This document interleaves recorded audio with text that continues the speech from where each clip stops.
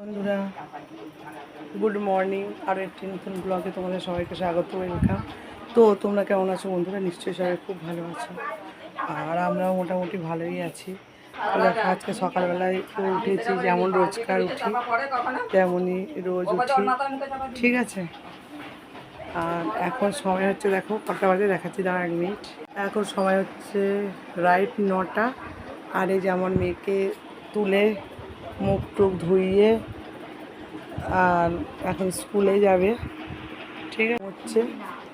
আর আমি এইদিকে চা বসিয়ে দিয়েছি, চা হচ্ছে। আর এইখানে জল তুলেছি, হরলিক্স খাওয়াবো মেয়েকে, ঠিক আছে। খেতে চায় না, একদমই কিছু খেতে চায় না। এমনিতেই ওর খাওয়ার প্রচুর ঝামেলা, এত ঝামেলা কি বলবো। তো খেতে চায় না, কিন্তু তা বলে তো না খাইয়ে আর পাঠাতে পারি না, কিছু না কিছু তো খাইয়ে পাঠাতে হবে, কারণ 10:30টার সময় স্কুল থেকে আসবে, তাই জন্য। আর চলো, দিদিমণি এসে গেছে বলছে আমার যা। হ্যাঁ, দিদিমণি এসে গেছে। তো চলো, আমি তোমাদেরকে পরে বলছি কথা, এসে স্কুলে দিয়ে আসি আগে। ওকে রেডি হয়ে গেছে মনে হয়, শুধু খাওয়াবো। আর ওই যে টাগলু করে দিয়েছি, টাগলুর ব্যাপারটাও বলবো তোমাদেরকে, ঠিক আছে। 10 মিনিট পর বলছি, এখন খুব ব্যস্ত, ঠিক আছে।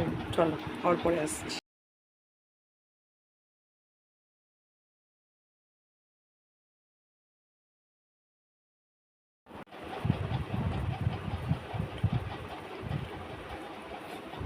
হ্যাঁ, না হলো রে।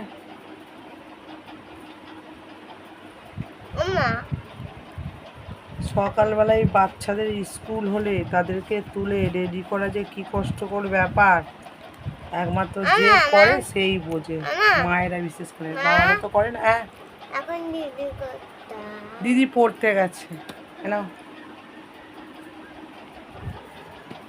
তো এই যে হরলিক্স আর বিস্কুট খাইয়ে দিচ্ছি, একটা তো বিস্কুট খাবে, আর এই হরলিক্স করেছি কাপে, তো এইটাই এখন খাইয়ে দেবো, খাইয়ে স্কুলে বিদায় করে দিয়ে আসবো। আর আমার মেন টাগলু হয়েছে, দেখেছো, ওইটা আমাদের ইচ্ছায় নয়, এটা ছোটো মেয়ের ইচ্ছায়। ওকে এমনিতে চুল কাটাতে গেছিলো ওর বাবা, আর ও সেই কিছুতেই ছাড়বে না স্কুলে, নাকি ওর বন্ধুরা সবাই ন্যাড়া হয়েছে আর কি, তার জন্য ও ন্যাড়া হবে বলে খুব শখ আর কি, বলছে আমি ন্যাড়া হবো, ন্যাড়া হবো। সেই জন্য তো আমাকে জিজ্ঞেস করছিলো আমার হাজব্যান্ড, আমি বললাম ঠিক আছে, ন্যাড়া করিয়েই দাও। আর গরমটাও তো অত্যাধিক পড়েছে, আর যেহেতু বাচ্চা মানুষ, মাথায় তো, হ্যাঁ দিচ্ছি ধর না, আর মাথায় তো মানে ঘামাচি ভর্তি হয়ে গেছে, ওর প্রচুর ঘামাচি হয়, ঠিক আছে। দাঁত হচ্ছি, দাঁড়া, প্রচুর ঘামাচি হয়। এই হচ্ছে সিক্রেট ব্যাপার, কেন ন্যাড়াটা হয়েছে বলে দিলাম। আর গরম তো খুব পড়েছে, কি বলবো, গরমের চোটে সব অন্ধকার। তো চলো, এখন আমরা চা খাবো। এই যে দেখো চা, এই যে গ্লাসের মধ্যে চা এনে রেখেছি, এর মধ্যে আমুল দুধ গোলাবো, দিচ্ছি আমুল দুধ গোলাবো। আগে মেয়েকে খাইয়ে স্কুলে পাঠিয়ে দিই, আমার হাজব্যান্ড নিয়ে যাবে, ঠিক আছে। চলো,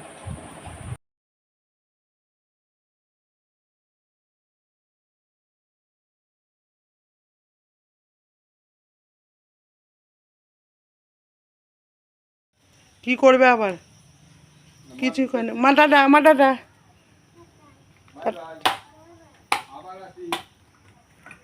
যা।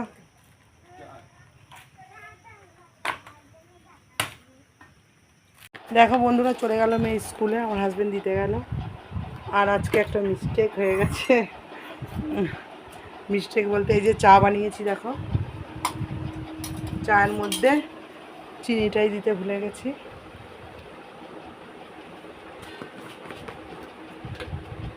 তো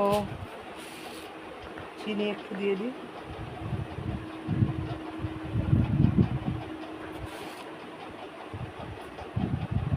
আমার হাজব্যান্ড বলছে এইভাবেই রোজ চা খাবে, মানে ওকে তো আগে চাটা দিয়েছি, আমি এখনও খাইনি, যে খাবো।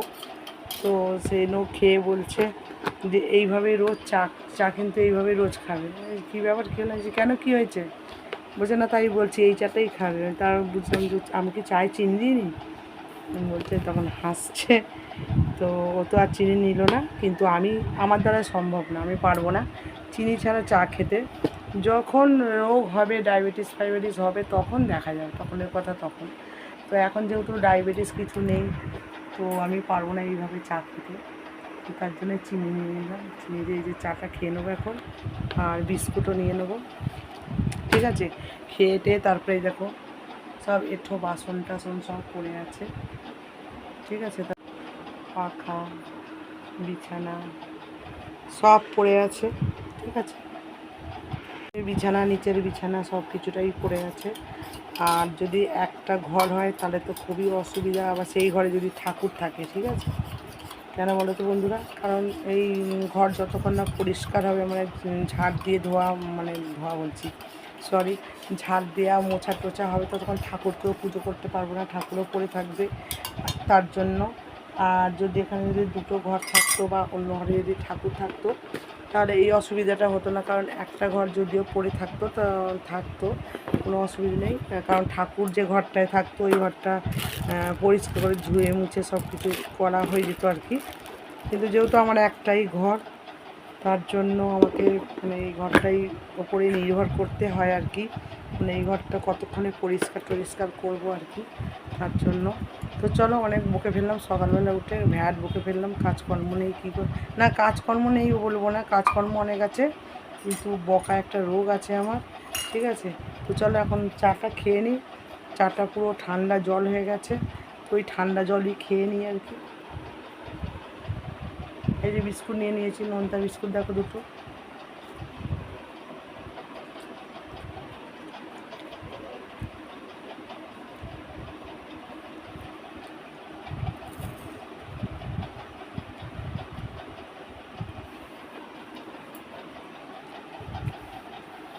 তো চলো আবার পরে আসছি, চাটা খেয়ে নিই একটু। তো দেখো বন্ধুরা, ছোটো মেয়েকে স্কুলে পাঠিয়ে দিয়ে তারপরে বাসে কিছু কাজ করে নিয়ে চলে এসেছি। এই যে সরি, গলাটা খুব হচ্ছে। তো এই যে মাছ নিয়ে এসেছে, আমার হাজব্যান্ড বাজারে গেছিলো, মাছ নিয়ে এসেছে। আর কী কী এনেছে তোমাদেরকে দেখাচ্ছি, অবশ্যই দেখাবো। তো এগুলো হচ্ছে গঙ্গার মোরলা মাছ। তো আমি প্রথমে ভেবেছিলাম চিংড়ি মাছ হয়তো, কিন্তু তারপরে দেখলাম যে না, এগুলো গঙ্গার মোরলা। তো মাছগুলো বেছে তারপরেই চলে আসলাম এই যে সবজিগুলো বের করতে। তো আজকে সবজি এনেছে হচ্ছে পটল এনেছে আর বরবটি, আর আমার পিছনটা দেখতে পাচ্ছ, ওখানে হচ্ছে মানে পিছনটা নয়, ওই পিছনে শাক আছে, ওই যে শাক নিয়ে এসেছে কলমি শাক। তো আজকে রান্না হবে হচ্ছে এই পটল দিয়ে আলু দিয়ে মাছ দিয়ে একটু জুস মতো তরকারি হবে, আর শাক ভাজা, এটুকুই হবে। কারণ আজকে আর তেমন কিছু করবো না, যদিও তেমন কিছু করি না। আর সবথেকে বড় কথা হচ্ছে গরমটা এত অত্যাধিক গরম পড়েছে, মানে গরমে আর রান্না করতেও ইচ্ছা করছে না। কিন্তু কি করব, রান্না না করলে খাবো কি, তার জন্য রান্না তো করতেই হবে। তো আলুগুলো কেটে প্রথমে জলে দিয়ে দিলাম, তারপরে এই যে পটলগুলো এখন কেটে নেব। তো পটলগুলো আমি সবই দিয়ে দেবো, এখানে 500 পটল আছে। আর আলু বেশি দিইনি, দুটো আলু দিয়েছি। তো আলুটা একটু কমই খাই, তবুও এবারে খুবই আলু খাওয়া হয়ে যাচ্ছে, আর তার জন্য। তো চলো এখন কেটে নিই, পটলগুলো কেটে নিই, তারপরে রান্নার দিকে যাব। আর এত গরম কি বলবো তোমাদের বন্ধুরা, অবশ্যই তোমরাও জানো, হয়তো তোমাদের দিকেও কেমন কি গরম পড়েছে জানি না।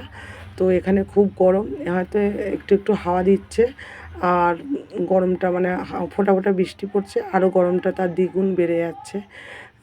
তো মেঘ করছে আকাশে, কিন্তু মেঘ কেটে যাচ্ছে, ঠিক আছে, বৃষ্টি হচ্ছে না।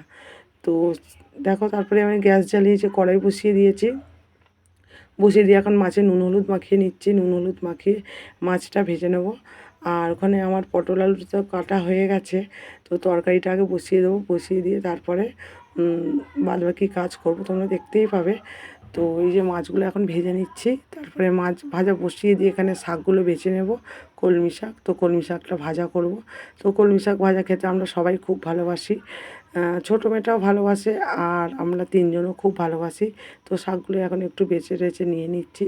তো শাকগুলো একটু মানে খুব একটা ভালো নয় শাকগুলো, যদিও বা নাহলে অন্যবারে আনে শাকগুলো ভালো থাকে, কিন্তু এগুলো খুব একটা ভালো নয়। তো কী আর করা যাবে, এনেছে যেহেতু সেহেতু করতে তো হবে, তার জন্য শাকগুলো বেছে নিচ্ছি। আর গলাটার খুব প্রবলেম হচ্ছে, জানি না কেন এত প্রবলেম হচ্ছে, মানে জানি না বলাটা ভুল, জানি, কারণ ওই মেয়েদের পিছনে চেঁচিয়ে চেঁচিয়ে আমার গলাটার অবস্থা এরকম। তারপরে দেখো বন্ধুরা, এই যে মাছগুলো উল্টাতে চলে এসেছি, আর এই যে মাছগুলো উল্টে নিচ্ছি। আর কি বলো তো বন্ধুরা, এই নন স্টিলের কড়াইটা খারাপ হয়ে গেছে, মানে লেগে যায় আর কি, তার জন্য তো অনেক কালই হলো, প্রায় হয়ে গেল তোমার 14 বছর হলো কিনেছি, সরি 14 নয় 15 বছরে পড়েছে, তো 15 বছর হয়ে গেল কিনেছি। আর এদিকে তারপরে দেখো বন্ধুরা, চলে এসেছে ইলেকট্রিক, মানে মিটার দেখতে চলে এসেছে কারেন্টের। তো এইটা টুল দিচ্ছে, এখানে টুলের ওপরে উঠে উনি দেখবেন, কারণ এতই উঁচুতে তো উনি পারবেন না দেখতে, তার জন্য টুলটা দিয়ে দিলাম, দিয়ে তারপরে আবার আগের অবস্থায় ফিরে এলাম আর কি রান্নার দিকে। আর যেহেতু একটা ঘর বারান্দা এত অসুবিধা হয়, উনি আসার পর এই বারান্দা সব জিনিসগুলো সরিয়ে সারিয়ে পরিষ্কার, মানে একটু সরিয়ে সারিয়ে ওনাকে জায়গা করে দিতে হলো, তারপরে টুলটা দিলাম আর কি। তো ওই যে মাছগুলো আমার ভাজা হয়ে গেছে, দেখো বন্ধুরা লাল লাল করে মাছগুলো ভেজে নিয়েছি এখন। আর একটা জিনিস কী বলো তো বন্ধুরা, আমার একটু ম্যানিয়া আছে হাত ধোয়া। তো যেহেতু আগে শাশুড়ি আমার কাছে খেত, তো শাশুড়ি যেহেতু মানে বিধবা মানুষ, তো নিরামিষ খায়, অবশ্যই নিরামিষ খায়, কারণ আমাদের ব্রাহ্মণ ঘরের বিধবারা তো নিরামিষ খায়, মানে যতদিন বাঁচবে আর কি, স্বামী মারা যাওয়ার পর যতদিন বাঁচবে ততদিন তাকে নিরামিষ খেয়ে যেতে হয়। কিন্তু এখন যারা মানে স্বামী মারা যাচ্ছে তাদেরকে, অনেকেই আছে ব্রাহ্মণ ঘরের বউরা যাদের স্বামী মারা যাচ্ছে, তারা আর এগুলো মানছে না। অবশ্য মানা সম্ভবও হয়ে উঠছে না, কেন বলো তো বন্ধুরা, আত্মাটা চাইছে যে খাবো আমি, আর জোর করে মানে মানে বাধা দেয়া আর কি, কারণ এগুলো তো প্রথম থেকেই মানুষ খেয়ে আসছে, সে যেই হোক, তারপরে হঠাৎই স্বামী চলে যাওয়ার পর তাকে মানে ওইটা মানে না খেলে আর কি কেমন লাগে বলো তো, আত্মাটা তো টানবেই না। তো সেই জন্যই আর কি, কিন্তু শাশুড়ি যেহেতু আগেকার মানুষ, আর ওনাকে তো এই নিয়মগুলো পালন করতেই হবে। আর এখনকার তো আর সেরকমভাবে কেউ কিছু নিয়ম পালন করে না। তো ওই আর কি। তো দেখো বন্ধুরা, এই যে পটল আলুগুলো লাল লাল করে ভেজে এখন তরকারির মধ্যে মশলা সব দিয়ে দিচ্ছি। তো খুব একটা মশলা আমি দিই না তরকারিতে, যেহেতু একটু জিরে গুঁড়োটাই একটু বেশি দিই সব তরকারির মধ্যে, আর লঙ্কার গুঁড়োটা একটু কমই দিলাম, যেহেতু ছোটো মেয়েও এই তরকারি দিয়েই ভাত খাবে, আর বাচ্চা মানুষ যেহেতু ঝাল খেতে পারে না আর কি, তার জন্য। তো হাঁপিয়ে যাচ্ছি।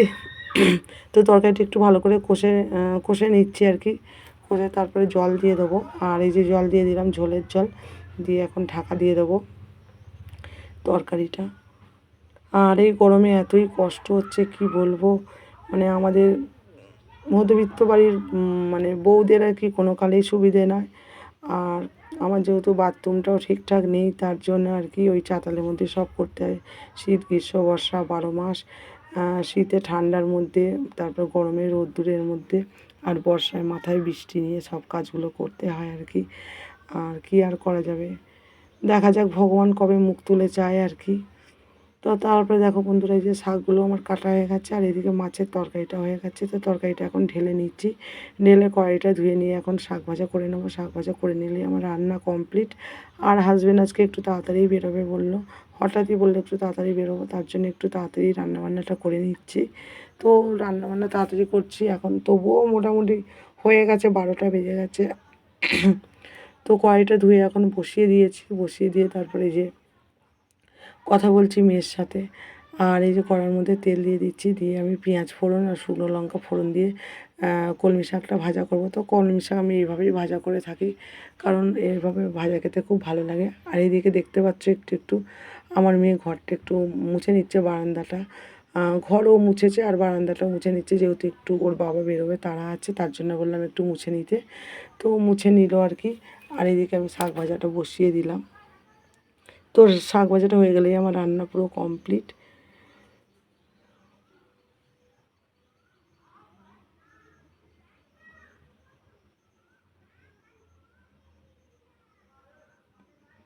তো শাকটা একটু সেদ্ধ হবে, তার জন্য একটু জলটা দিলাম, আর সিদ্ধটা একটু হয়ে গেছে, তারপরে একটু নেড়ে চেড়ে ভালো করে ভেজে নামিয়ে নিলাম।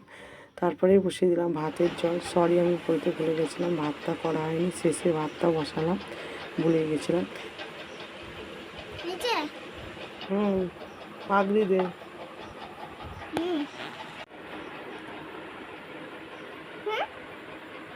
ঠিক আছে, তারপর লেখ।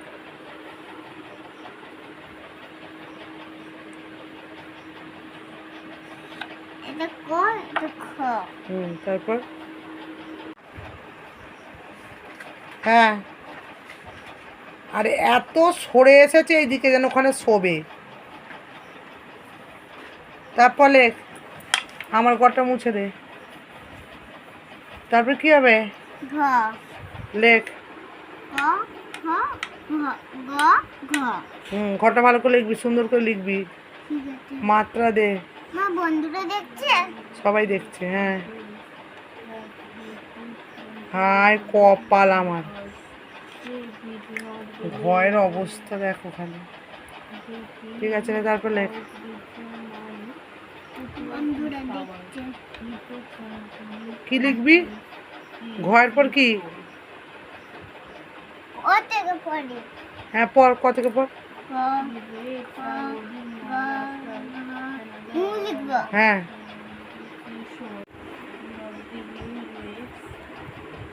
কি সুন্দর পড়তে বসেছে, পা নাড়িয়ে নাড়িয়ে। তো চলো বন্ধুরা, ভিডিওটা আজকের মতো এখানেই শেষ করছি।